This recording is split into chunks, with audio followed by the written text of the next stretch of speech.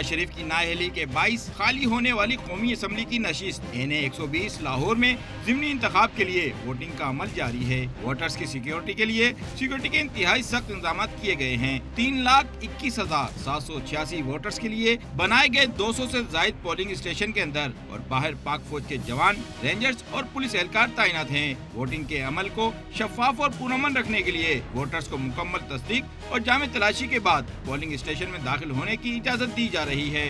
انتخابی عمل کے دوران کسی بھی ناخوشگوار صورتحال پر نظر رکھنے کے لیے حلقے کی فضائی نگرانی بھی کی جا رہی ہے۔ پنجاب رینجرز کے ونگ کمانڈر نے قصور پورہ سمیت مختلف پولنگ اسٹیشن کا دورہ کیا اور سیکیورٹی صورتحال کے ساتھ ساتھ انتخابی عمل کا جائزہ بھی لیا۔